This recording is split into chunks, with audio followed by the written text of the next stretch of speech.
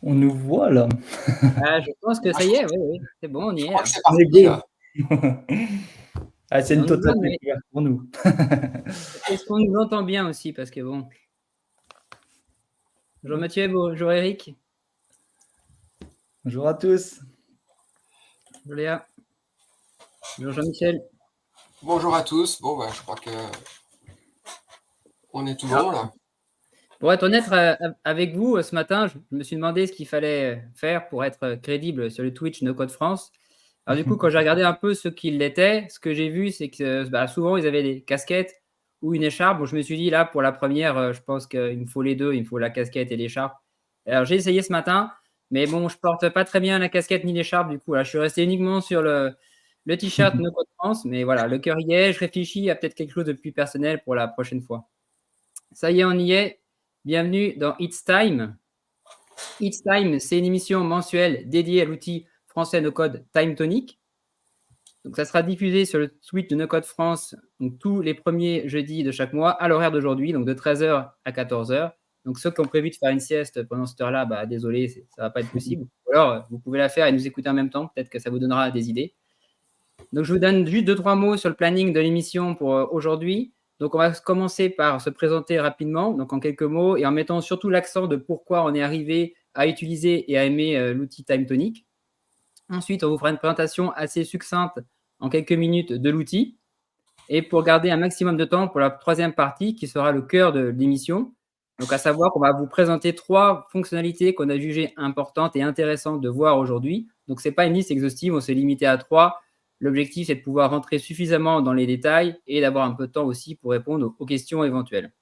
Voilà, donc sans transition, on va passer directement à la présentation. Je te propose, Jérôme, de te présenter en quelques mots pour ceux qui ne te connaissent pas. Alors moi, c'est Jérôme Blin. Je viens du monde industriel. Je vais vous faire un peu le cheminement pour que vous voyez comment j'en suis venu à Time Tonic. Donc, je viens du monde industriel. dans dans le domaine de l'électrotechnique et de l'automatisation de lignes de production. Et petit à petit, dans mon métier, j'ai eu de plus en plus besoin de m'équiper de logiciels. Au début, c'était de l'Excel, et petit à petit, j'ai créé des petites solutions. J'ai commencé par le code, mais j'étais pas très bon. Je mettais beaucoup de temps. Je trouvais qu'il fallait beaucoup de compétences, et j'ai mis plus de 3 mois à sortir un petit CRM tout basique. Donc, je me suis dit, il faut que je trouve un moyen d'aller beaucoup plus vite. Et c'est là que j'ai découvert le no-code. Et là, moi, c'était une claque.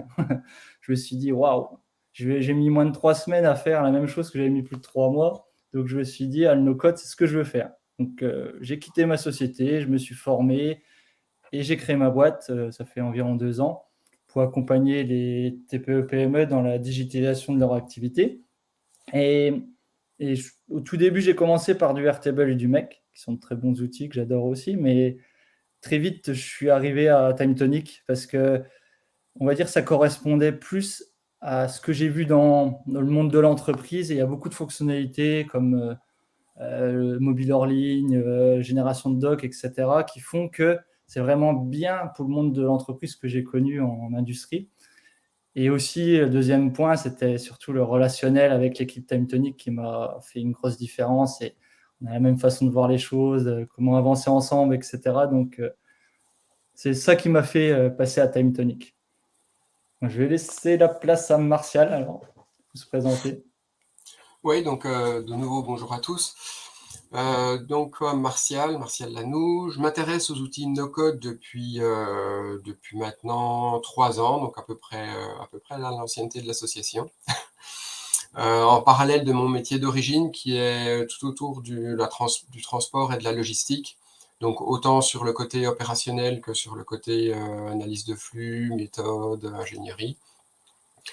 Et là, ça fait depuis le début de l'année que je me suis lancé à mon compte pour accompagner, donc tout comme Jérôme, les entreprises dans la digitalisation de leurs ops principalement, ou dans la création de nouvelles offres. Alors pourquoi TimeTonic ? En fait, dans ma découverte du no-code, au début, c'était une manière assez large avec différents outils, mais assez vite, je me suis orienté vers des outils plutôt back, et puis après plutôt à tendance outils français. Donc ça fait maintenant à peu près 2 ans que j'ai vraiment découvert TimeTonic, que je me suis lancé dedans. Donc au fil des essais, à force d'essayer des use cases, etc., j'ai vraiment aimé l'état d'esprit de construction de la solution avec des fonctionnalités très pratiques. Donc je vais répéter un petit peu ce qu'a dit Jérôme. La génération de documents, la vue mobile, enfin l'application mobile avec du offline, la vue carte. Donc là, avec mon background de transport logistique, j'ai tout de suite tilté.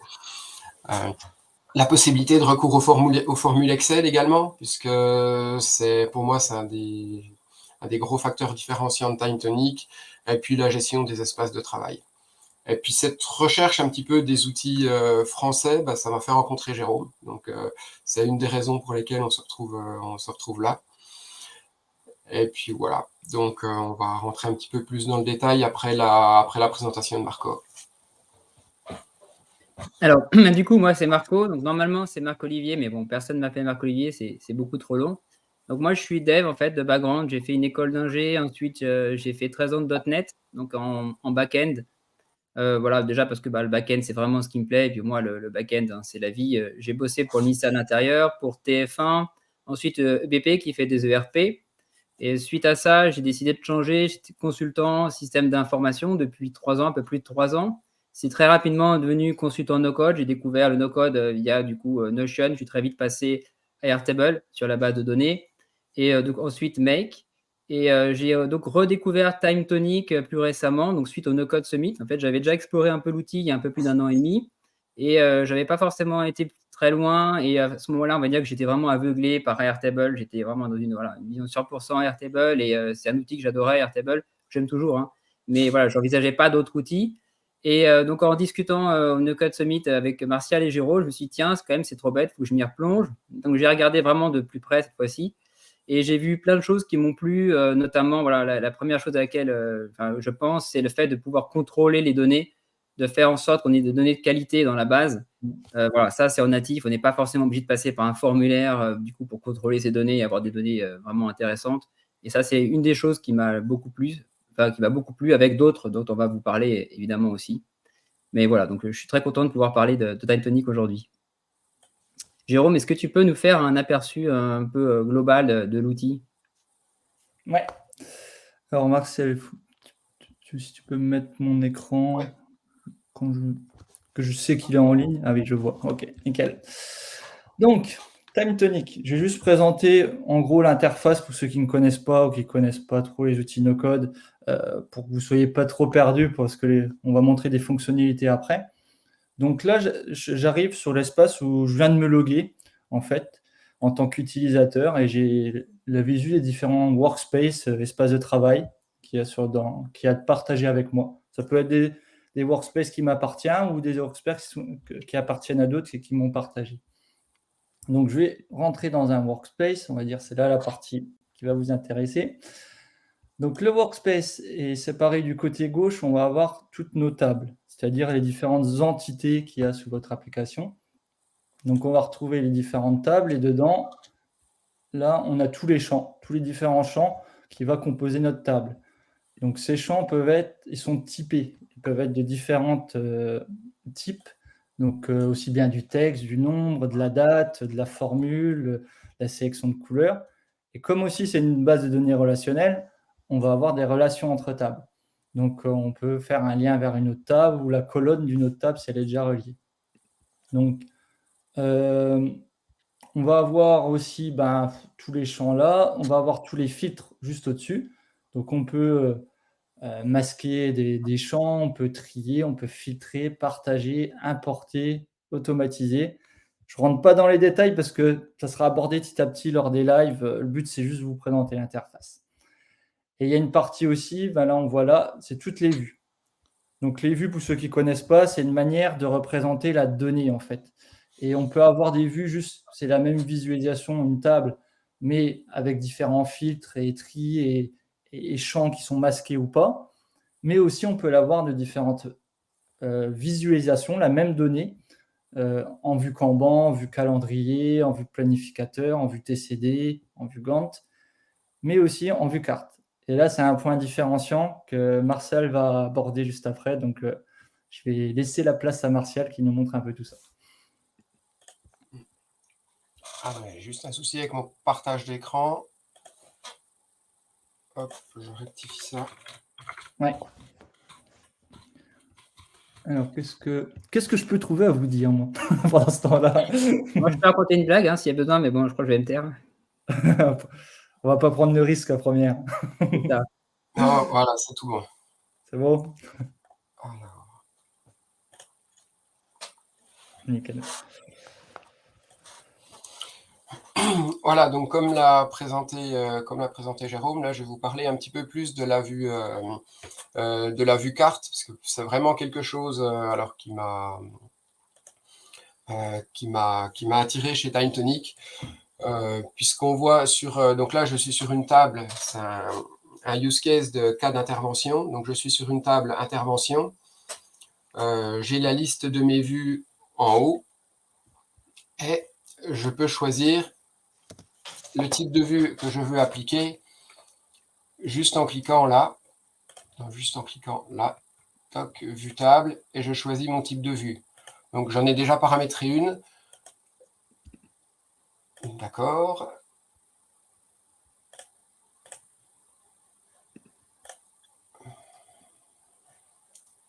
Voilà, donc j'ai déjà paramétré une carte. Donc là, c'est une vue qui est native dans Time Tonic. Je n'ai pas fait d'autres manipulations que de sélectionner mon type de vue carte que vous voyez là qui est affiché. Donc la configuration se fait de manière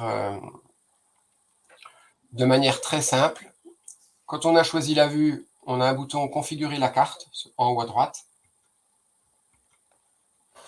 Et là, on choisit l'emplacement, donc qui est le champ dans lequel on retrouve l'adresse ou les coordonnées GPS. L'affichage, donc la partie affichage, c'est l'étiquette qu'on va retrouver sur la carte. Donc là, on a la liste des champs de la table. Et puis le type, c'est si on veut y affecter une catégorisation. Enfin, la couleur, c'est si on veut y affecter une catégorisation. Donc là, j'ai le type ou j'ai le statut. Donc le type, c'est mon type d'intervention, si c'est du SAV ou de la maintenance.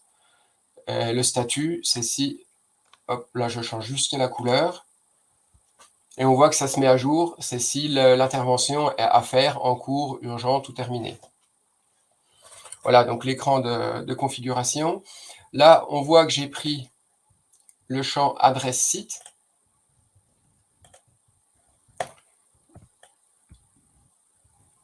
Donc mon champ adresse site qui est une adresse postale.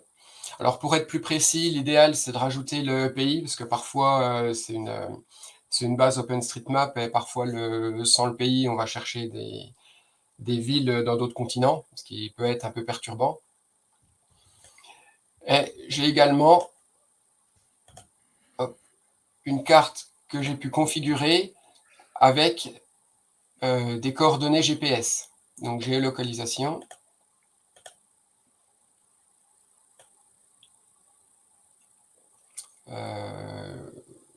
Voilà. Donc là, c'est les coordonnées GPS là qui me servent à faire la carte sur la base des mêmes adresses. Donc les coordonnées GPS, c'est un champ particulier de géolocalisation qui permet de... Et il y a une formule qui permet aussi de transformer une adresse en géolocalisation, ce qui permet une uniformité entre les données.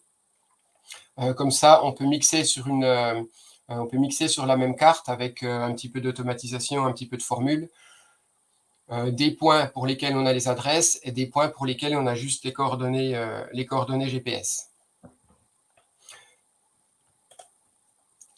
Alors, un point qui est différenciant aussi, c'est l'application mobile, puisque quand on est sur le mobile, il y a un petit peu de latence là, voilà. Donc là, vous voyez sur la partie gauche de l'écran, je suis sur mon téléphone. Je veux ajouter une intervention.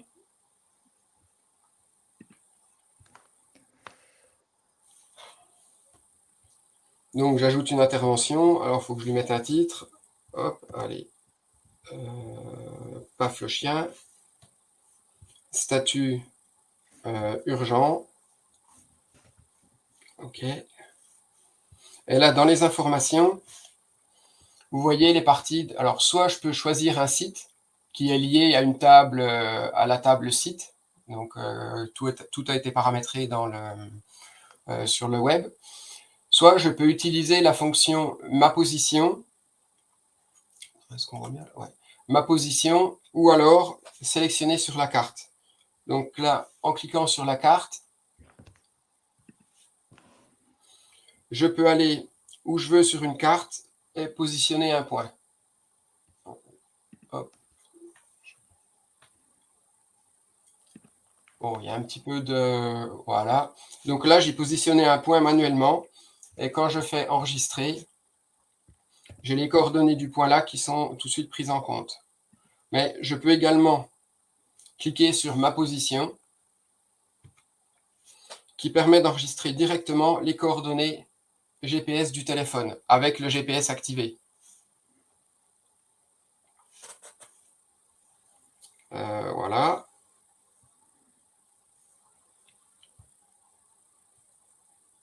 Toc. Alors, il faut peut-être que j'actualise un petit peu. Et voilà, alors je ne sais plus comment c'est trié. Ouais, donc là, l'intervention que j'ai créée. Voilà. Donc, comme je n'avais pas d'adresse, je n'ai pas rattaché de site, parce que j'étais sur un lieu géographique sans adresse. Mais par contre, si on recherche sur la carte, je l'avais mis comment en urgent. Voilà, l'intervention que je viens de créer. Et quand je suis sur la carte, si je clique sur le point, j'ai ma fiche d'intervention ou de client qui s'ouvre tout de suite. Alors là, après, en fonction des champs qu'on utilise sur la fiche, on a différentes possibilités. Quand on a un lien, on a la carte on a la carte Google. Voilà, et on peut cliquer dessus, on peut zoomer, on peut se déplacer directement dans la fiche enfin dans la fiche liée à l'intervention. Alors là, la fiche, elle n'est pas super bien paramétrée en termes de catégories, etc. J'aurais pu faire mieux, un peu mieux rangé, mais voilà. Donc voilà, les grandes parties de la fonctionnalité carte, qui est très simple à paramétrer, puisqu'en quelques clics, on passe d'une table à une carte avec tout qui est géocodé. Et puis, un des avantages, quand on est en intervention mobilité, c'est qu'on peut utiliser l'appli mobile avec le point GPS de l'application pour tout de suite implémenter une carte, une intervention, un client. Voilà, le champ des possibles est ouvert. Top, top, top. Donc voilà. Maintenant, je pense que Jérôme va prendre la suite, toujours un petit peu sur la partie intervention, mais avec une autre thématique qui est la génération de documents.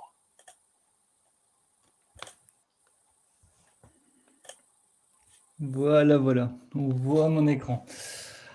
Donc moi, le but, c'est de vous montrer la partie génération de doc qui est directement incluse et native dans TimeTonic. Donc, c'est un des points différenciants que j'ai le plus utilisé, pour être franc. Alors, pour vous schématiser le cas, là, on va faire des interventions, enfin des bons d'intervention pour des techniciens qui se déplacent, ils font un bon d'intervention avec différentes informations pour qu'il sache un peu sa mission. Et quand il arrive chez le client, le faire signer ce bon directement. Donc, pour ça, j'ai une base avec des clients, des contacts qui sont reliés à la table client et des interventions qui sont reliées à la table contact et client. Donc, là, les interventions sont reliées aux deux, on les voit là, les relations, client et contact. Et après, on a diverses informations qu'on va reporter dans notre doc. Les titres, le statut, il n'y aura pas besoin, à qui c'est assigné, les dates de début, etc. Et là, on a un champ de type pièce jointe qui va accueillir mon bon d'intervention. Donc, je vais montrer en gros comment on le fabrique, cette relation. Alors, on va partir d'un modèle, d'un template, en fait, qui est un template là Word. Il y a une possibilité de faire des templates aussi sur Excel. Et ces templates, on va vraiment en faire un design complètement, c'est très accessible sur Word ou sur Excel. Et on va juste rajouter des variables. Alors, ces variables, on va les rajouter de manière avec une codification un peu spécifique, qui est le $accolade, le code colonne, et on ferme l'accolade. Alors, j'ai bien dit code colonne parce qu'en fait, c'est le terme exact, parce que ce n'est pas le nom du champ. Il faut aller dans organiser les colonnes et on va avoir le code de la colonne. C'est une variable unique comme ça et ça évite les erreurs. Il n'y a pas d'accent, il n'y a pas de caractères spécifiques, spéciaux, etc. Donc, je vais prendre ce nom-là et puis après, bon, je fais ça sur les différents champs de ma base TimeTonic qu'on veut mapper avec la doc.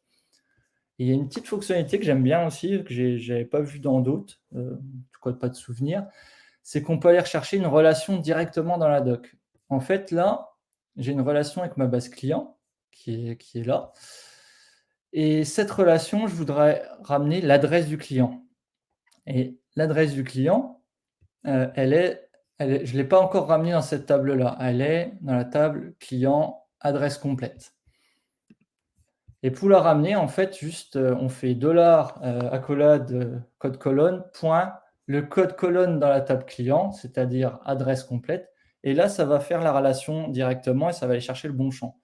Donc, même pas besoin, un peu comme sur d'autres, de ramener la liaison avec une colonne à rajouter dans la table principale. Même pas besoin de faire ça, on peut aller rechercher directement les relations en faisant le nom du champ point le nom du sous-champ. Donc ça, c'est top. Ça évite de mettre trop de champs dans sa base. Là, comme ça, on constitue notre document. Je vais le sauvegarder, enregistrer sous, télécharger une copie. Je la télécharge. Donc là, il m'a téléchargé mon document. Je vais créer je vais vous montrer complètement la création, comme ça vous verrez que c'est très accessible. Là, j'ai juste créé un nouveau champ. On va l'appeler génération de bons, qui est de type, je vais appeler document automatique. Ce document, on va juste prendre le modèle que j'ai téléchargé. Je vais le prendre là, toc. Bon d'intervention numérique, je l'ai appelé. Je vais le remettre là pour vous montrer le processus complet. Donc là, je l'ai rajouté en bas. Hop, je le sélectionne bien, sinon ça ne va pas marcher. Là, il nous demande la colonne du sauvegarde. Donc, comme j'avais déjà créé mon champ bon d'intervention, je vais le sauvegarder dedans.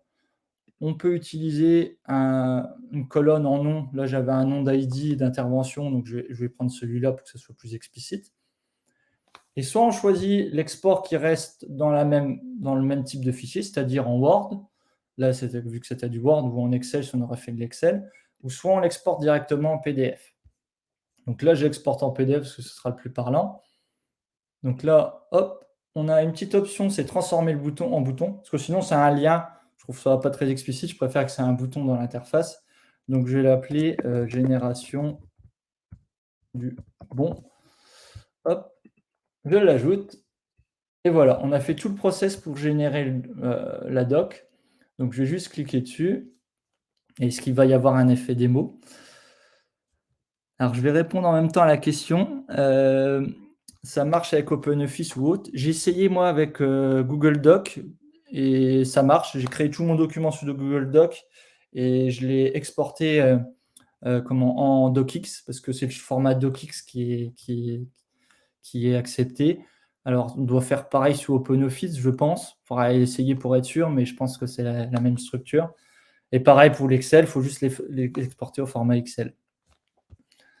Alors là, on voit mon document qui a été rempli avec les bonnes variables. Vous voyez, l'adresse est remplie directement, malgré que la relation ce champ-là n'existait pas dans ma base qui était concernée. Et on a tout qui est rempli. Et donc, hop, là, on va voir qu'il y a le PDF qui est directement arrivé dans ma colonne bon d'intervention. Là, imaginons qu'on va aller un peu plus loin, qu'on veut que le technicien il fasse signer digitalement le bon. Donc pour ça, il y a des champs de type signature dans TimeTonic. Alors je vais le montrer d'une manière. J'ai créé un formulaire, j'ai déjà créé parce que le but c'est pas de vous montrer le formulaire, on le fera une prochaine fois, mais pour vous montrer, là j'ai créé un petit bouton formulaire qui m'ouvre un formulaire et ça pourrait être une vue sur une tablette ou une mobile mais sans application. Et on va avoir toutes les données. J'ai mis des champs en lecture seule. Il m'a repris tous les champs qui étaient de mon enregistrement. Client, contact, etc. J'en ai laissé exprès même en modifiable. Et on va avoir les signatures ici, par exemple. Je vais dire à mon client, bah, tiens, signe-moi ça. On a le document, on a toutes les informations là. Tu peux me signer le document. Hop. On pourrait même générer déjà un document vide pour qu'il voit et puis le faire signer après.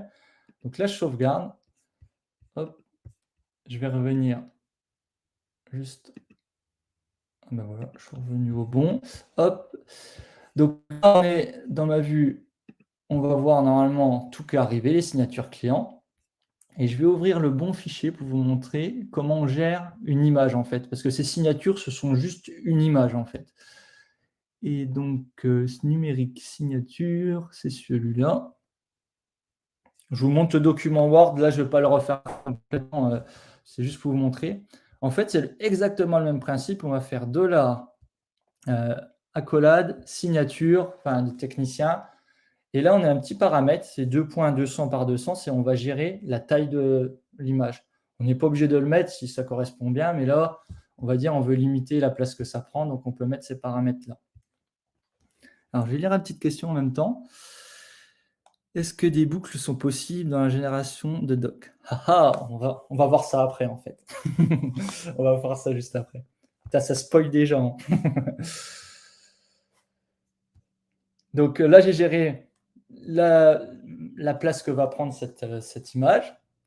Et là, on va générer le formulaire avec la signature. Donc, je vais juste m'assurer. Non, là, j'ai pris le formulaire. Non, c'est générer le bon. Là, je l'ai déjà créé. Hein. C'est générer bon numérique avec signature. Voilà, c'est bien ce doc-là. Je vérifiais juste. Et là, quand je vais le générer, on va avoir directement le bon avec la signature. Là, on montre. Et ça, on pourra imaginer une automatisation. On envoie directement au client le bon déjà signé, etc. Avec une automatisation, il envoie un email, par exemple. Et tout ça possible dans TimeTonic, bien sûr. Donc là, on a le bon signé.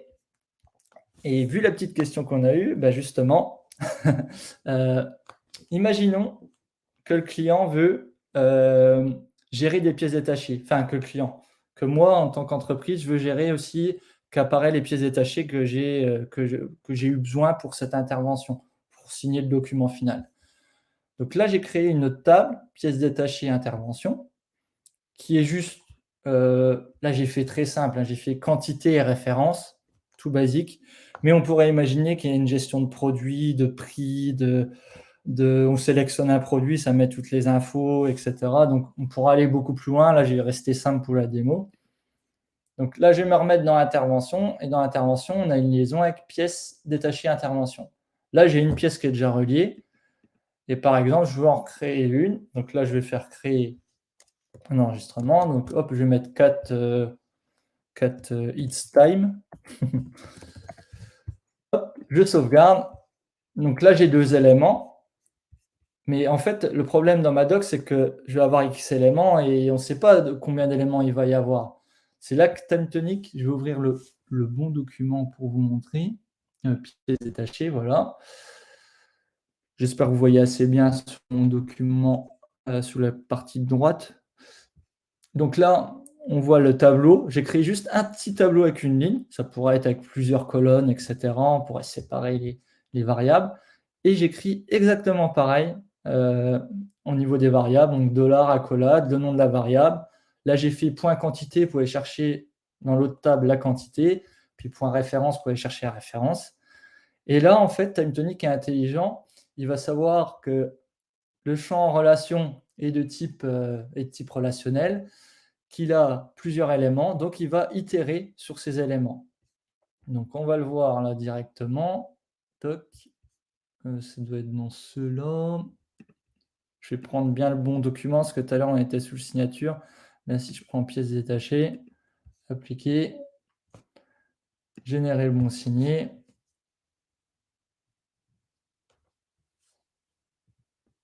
Et là, hop.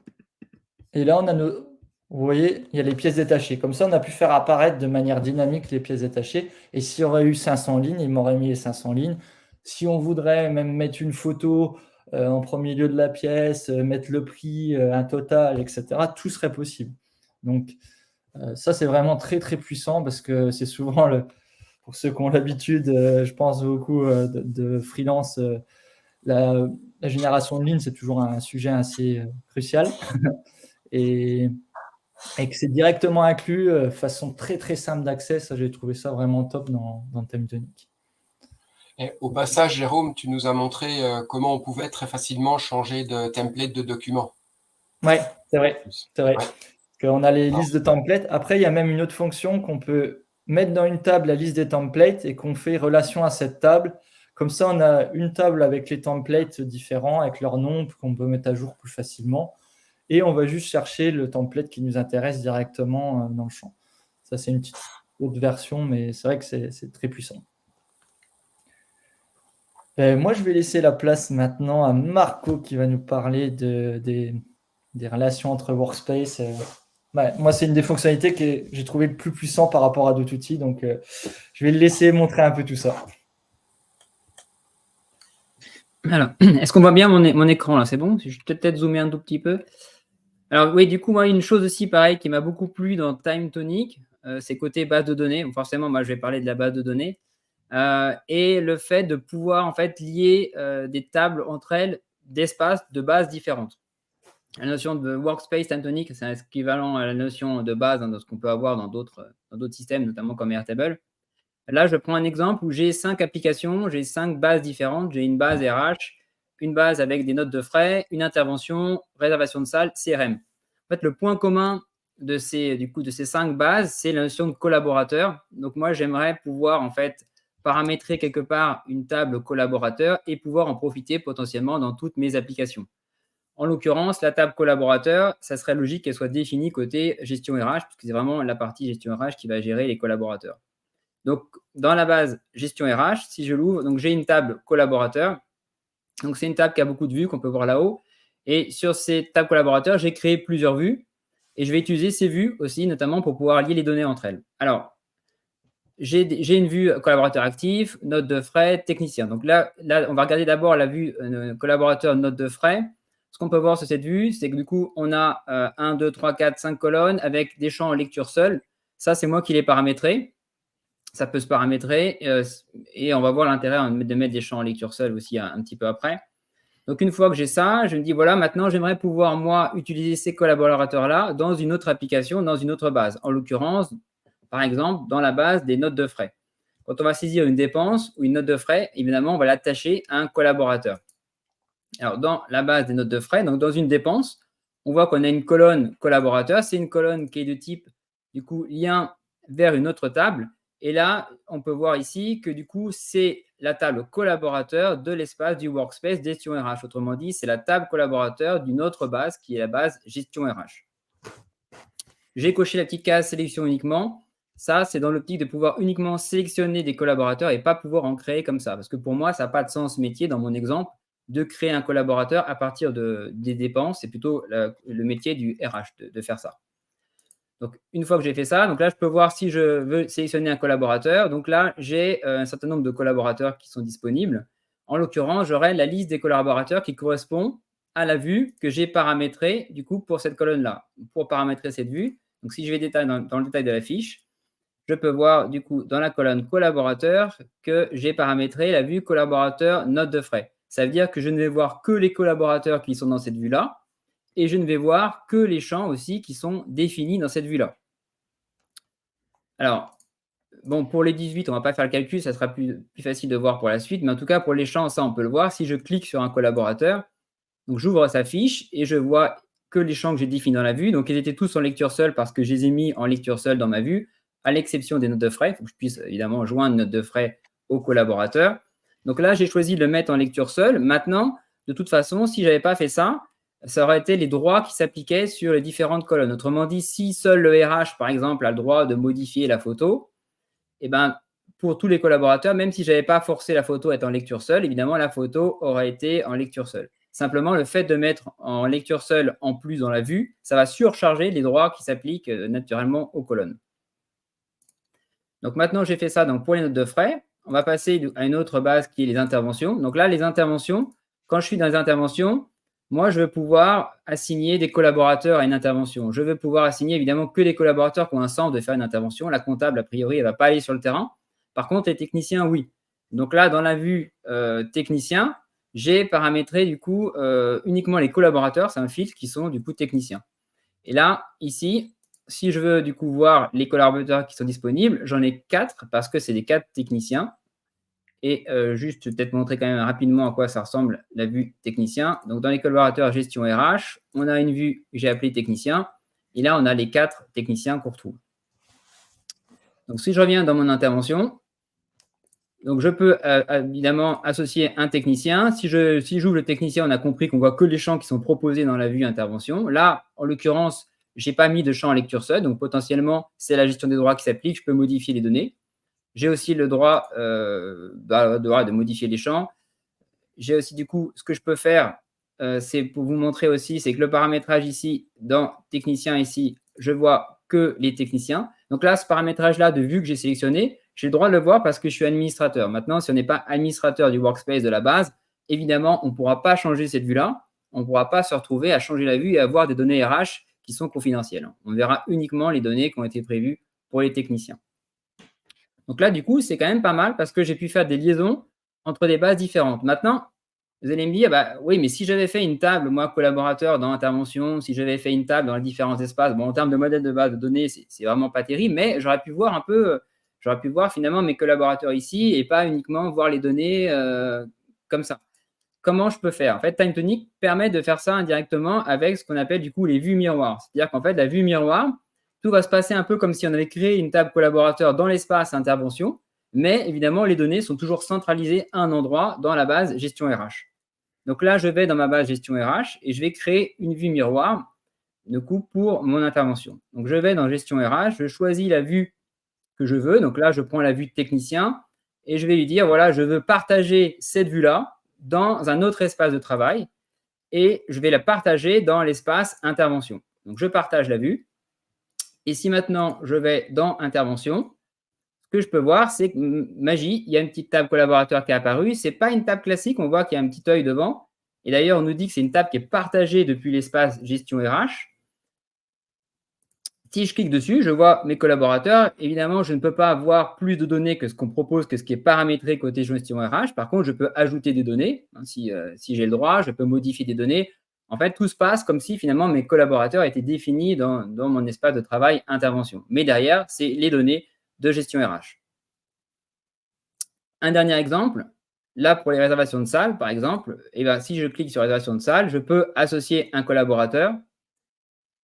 Et là, les collaborateurs ici, j'ai tous les collaborateurs que je peux définir dans ma vue. D'accord. Ici, je n'ai pas de vue collaborateur. Pareil, je pourrais créer depuis l'espace du coup gestion RH, je pourrais créer ce qu'on appelle donc la vue miroir, ce que j'ai fait tout à l'heure, et dire voilà, collaborateur réservation de salle, je veux partager ça. Je partage avec du coup la partie réservation de salle, je partage la vue, et une fois que je vais dans réservation de salle, j'ai les collaborateurs qui apparaissent avec les champs que j'ai prévus. Donc ça, c'est très intéressant parce que du coup, on peut contrôler finement qui voit quoi et qui fait quoi en fait. C'est vrai que c'est très pratique parce qu'on peut très bien avoir des espaces assez administrateurs et créer d'autres workspaces qui vont être quasiment peuplés uniquement finalement de vues miroirs. Et du coup, on va vraiment bien contrôler les données qui sont exposées, ça de manière assez simple et assez rapide, sans forcément avoir créé une douzaine d'interfaces et qui vont être compliquées des fois à maintenir. Donc ça, c'est vraiment un point qui m'a vraiment, vraiment plu sur l'outil. Et alors, toujours dans cette optique-là, finalement, on a défini un référentiel. Dans notre exemple, c'était notre table collaborateur. C'est un référentiel commun. Ça va être utilisé dans les différents workspaces. On aurait très bien pu imaginer que cette table-là soit synchronisée avec l'Active Directory. Et du coup, voilà, on a toutes nos données qui arrivent là-dedans et qui peuvent être utilisées facilement dans les espaces de travail. C'est vrai que si on prend d'autres outils, alors je prends un exemple d'Airtable, il faut passer par des tables synchronisées. La synchronisation bilatérale, parce que finalement, c'est un peu ce qu'on a. Finalement, là, on a la synchro plus bilatérale. Et ça nécessite un plan Teams. Et en plus, c'est assez lourd à mettre en œuvre. Alors que là, c'est quand même assez simple de pouvoir du coup faire cette synchro dans les deux sens, puisque ce n'est pas une synchro, en fait, c'est natif dans l'outil. J'ai un petit commentaire là-dessus au niveau d'Airtable. C'est vrai que moi, je l'ai mis en place chez un client. Et il y a même, c'est une recopie de record, en fait. Il recopie dans l'espace la table. Et le gros souci avec ça, c'est que c'est pas vraiment une synchro, une vraie synchro, en fait. Et il y a pas mal de fonctionnalités que tu peux pas faire quand c'est synchronisé, justement.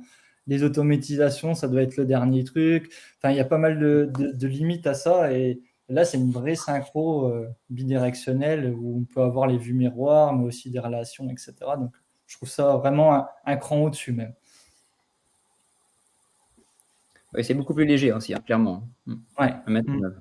À gérer, c'est transparent, quoi. Ouais. Ah oui. Tout à fait. Là, je pense que j'ai à peu près tout dit de ce que je voulais. Je ne sais pas si vous avez des questions par rapport à ça. Peut-être qu'on va y venir un peu maintenant, parce qu'on avait des questions qui avaient déjà été posées, auxquelles on n'avait pas été. On n'a pas répondu. On a essayé de répondre aux questions qui avaient été directement liées avec ce qu'on disait. Et puis, on avait des questions, notamment, il y avait une question, si on reprend dans l'ordre, par rapport au front, notamment, et en termes de performance. Après, du coup, j'ai laissé aussi la parole à Martial et Jérôme. Moi, j'avais testé avec quelques milliers de lignes, donc ce n'était pas énorme. Mais par contre, c'est assez rapide. Je pense qu'il y a vraiment une pagination. À mon avis, TimeTonic ne doit pas charger tous les records et ça va très vite, du coup, à afficher.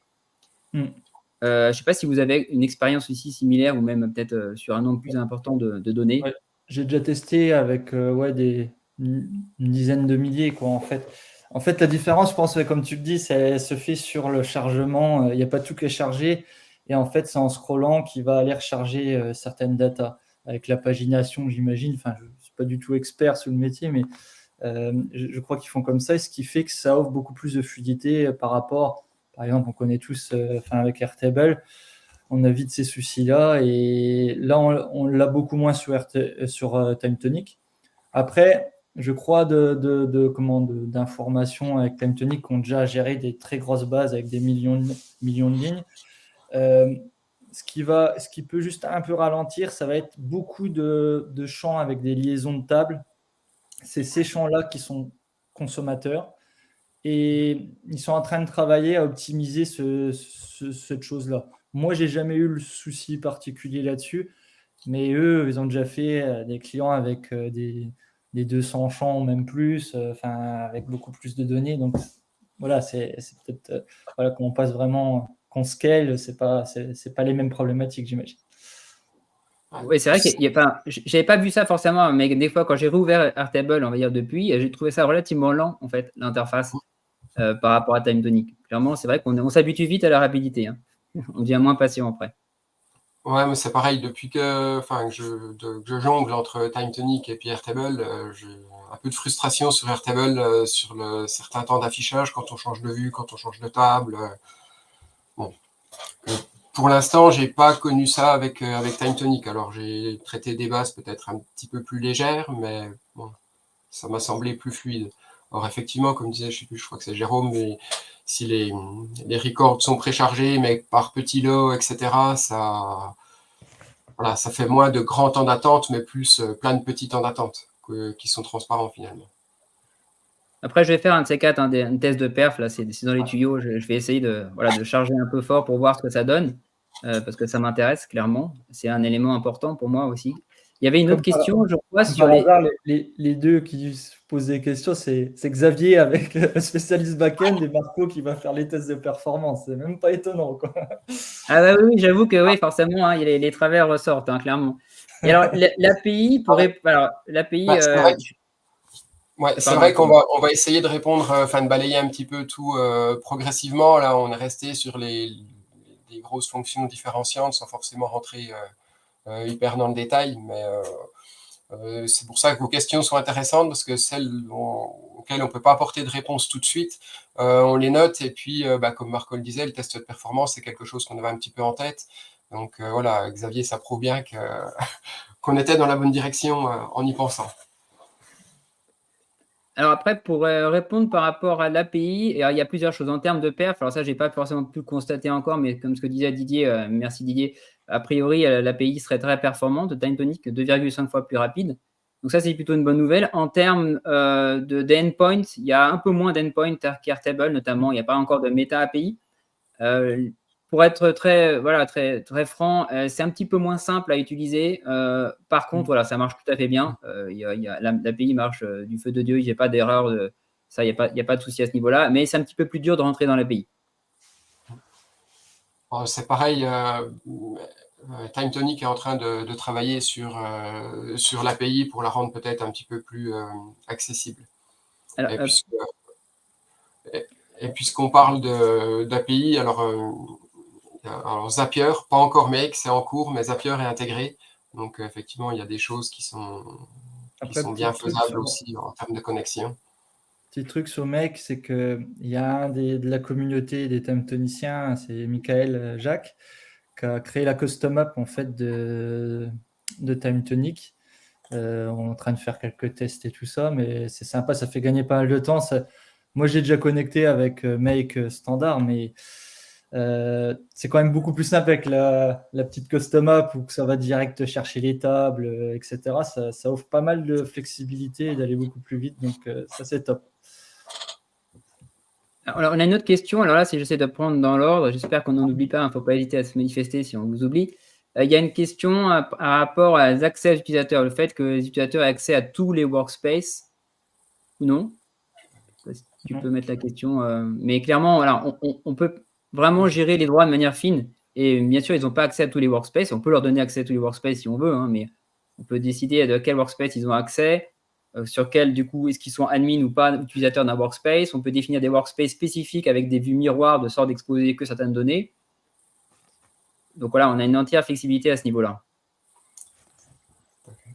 Tu retrouves la question, Martial, peut-être là non, je ne l'ai pas retrouvée. C'est pas. C'est bon. Je ne sais pas si vous avez des choses à rajouter par rapport à ça, hein, par rapport au workspace, au fait que, par rapport à la gestion des droits, mais c'est vrai que c'est assez pratique, hein, vraiment, là-dessus. Ouais, le système de workspace est bien géré. Après, en plus, dans chaque espace de travail, tiens, Martial, tu peux remettre mon écran? Je le montrer en vitesse, comme ça Ouais. donne des idées aussi. Rien que dans chaque espace de travail, en fait, on va avoir cette petite icône-là en haut à droite, des membres. Et comme je suis admin, j'ai accès à ça, hein, bien sûr. Et je vais avoir ceux qui sont sur ce carnet-là, en fait. Moi, mon carnet des mots, le rôle qu'ils ont, ça tu peux le changer aussi si tu veux lui donner un rôle juste d'utilisateur, d'admin ou pas. Et les accès mobiles et l'accès à l'API, on est vraiment granulaire là-dessus. Et par carnet. Et puis après, il y a même des gestions en interne. Il y a un carnet qui est dédié TimeTonic à la gestion des utilisateurs et des workspaces et tout ça. Enfin, c'est très évolué là-dessus. Et même automatisable. Il y a certains qui ont automatisé justement la création d'utilisateurs, certains droits, des changements de certaines choses. Donc ça, c'est très puissant là-dessus. C'est vrai qu'avec l'espace de gestion des utilisateurs, ouais, on peut automatiser l'affectation d'un utilisateur à un workspace, lui automatiser les droits, un petit peu tous les accès. Ouais, ça va bien, ça. Ça fonctionne très bien. Alors, par rapport à l'API, ouais, comme ça a été dit, effectivement, donc on peut avoir finalement accès aux structures indirectement de base. Et on peut notamment, alors il y a des choses qui sont sympas qu'on ne peut pas faire avec Airtable aussi. Si on a une colonne calculée, on a accès du coup à la formule en fait de la colonne via l'API. Donc on a des champs calculés, on a vraiment le détail des champs et on a le détail de tout. Enfin, on a vraiment beaucoup d'infos hein, dans l'API qui arrive.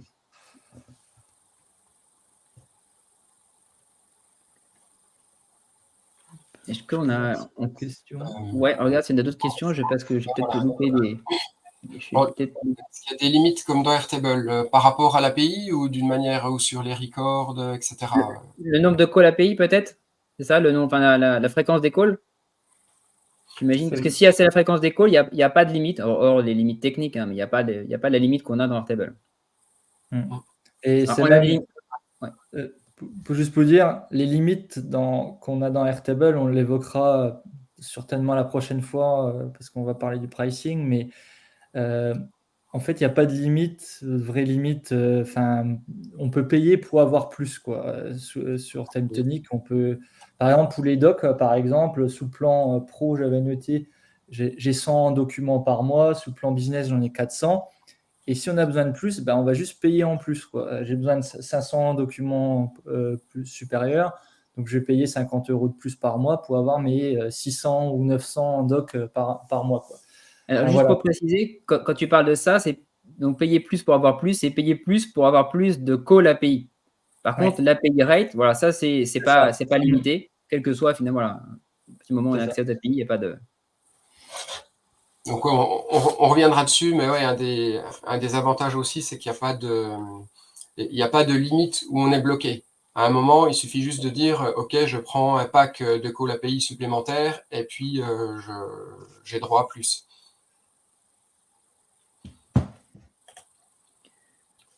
Alors du coup, par rapport à la question limite de record, il n'y a pas de limite technique d'après TimeTonic. Après, ils ont déjà fait des millions de lignes. Après, après, faut voir. Moi, j'ai jamais vu des tables encore à des millions de lignes, donc je préfère pas dire de bêtises. Mais en tout cas, il n'y a pas de limite technique, m'a dit TimeTonic. Après, on verra, mais ça se calcule. Enfin, on verra quand on parlera plus au niveau du pricing vraiment en détail. Hein, mais le calcul du nombre de records, ça ne se calcule pas exactement de la même façon. Ce n'est pas un calcul par ligne. Mais disons que voilà, on peut avoir pas mal de records quand même et on peut payer plus si on en veut plus aussi en fonction de ce qu'on veut, quoi, sur les plans enterprise notamment. Alors, il demande, je regarde. Est-ce que l'API est dispo sur tous les plans? À partir du premier plan payant que tu as accès à l'API pour moi.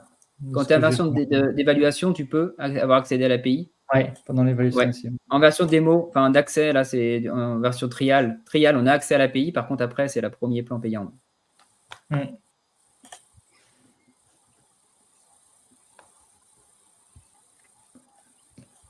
pense qu'on a fait le tour.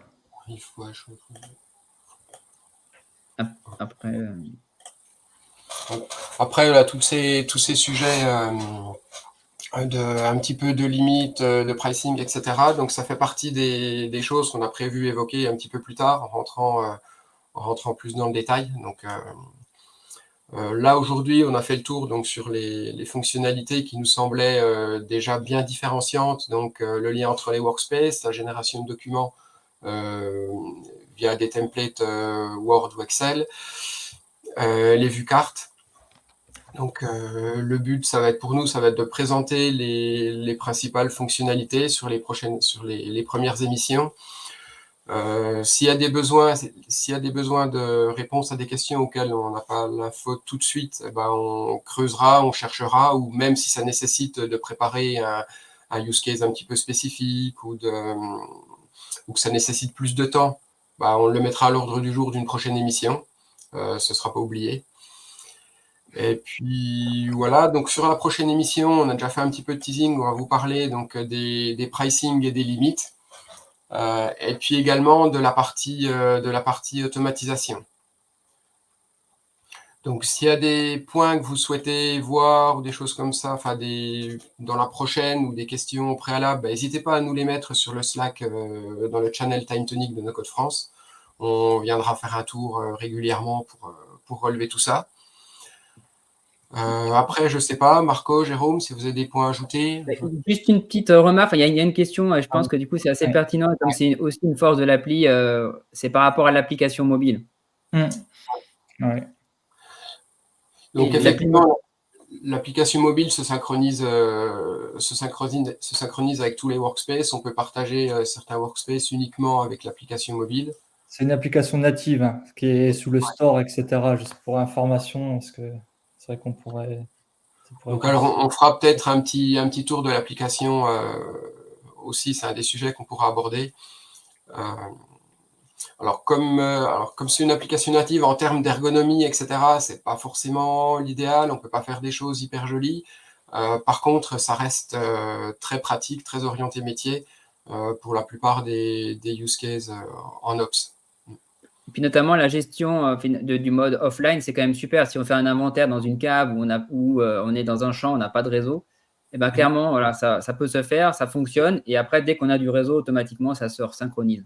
Donc la gestion du mode offline marche bien. C'est quand même un sujet souvent qui est assez touchy, quoi. Surtout pour le monde des techniciens et tout ça, c'est vrai que quand on est en mobilité, c'est un des points vraiment très différenciants, je trouve, pour le monde de l'entreprise.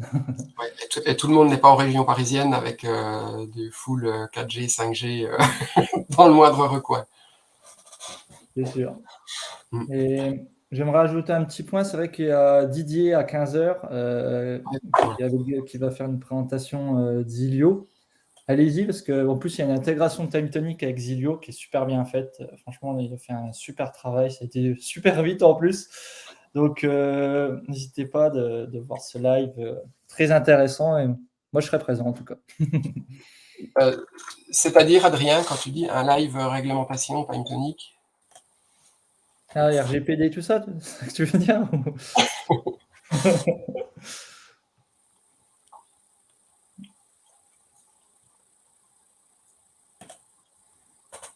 Ouais, j'ai RGPD, tout ça. Ouais. On est tellement à l'aise avec le sujet que je sais pas, peut-être qu'on invite quelqu'un. Il va falloir qu'on pose un peu avant pour le côté. Bon, évidemment, c'est hébergé en France, Time Tonic. Avec Time Tonic. Ça peut être un sujet qu'on aborde avec ça Time va Tonic. bientôt être HDS, du coup.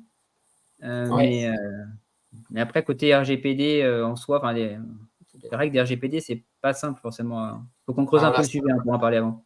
Le côté. Alors, l'avantage avec Time Tonic, c'est que sur le sujet RGPD, c'est que déjà, c'est une entreprise française qui est hébergée en France. Donc déjà, on élimine deux gros sujets.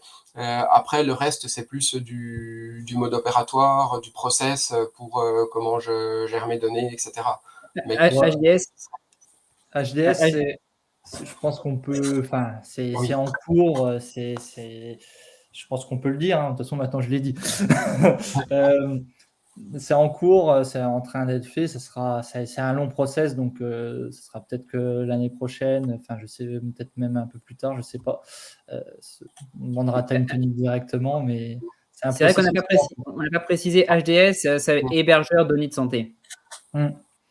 Et ils ont déjà des pour info, hein, ils ont déjà fait de très gros use case. Donc, les hôpitaux de Paris, avec un très gros use case.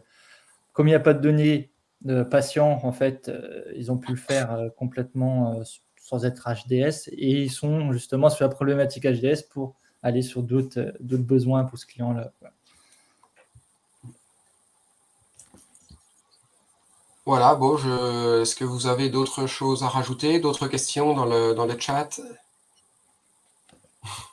Si vous avez des éléments qui vous viennent d'ici là, vous pouvez du coup le mettre sur le channel Time Tony, des points que vous voudriez qu'on aborde, des choses comme ça. Nous, on a déjà notre planning un petit peu là pour la prochaine session, mais bien sûr, on est ouvert aux remarques.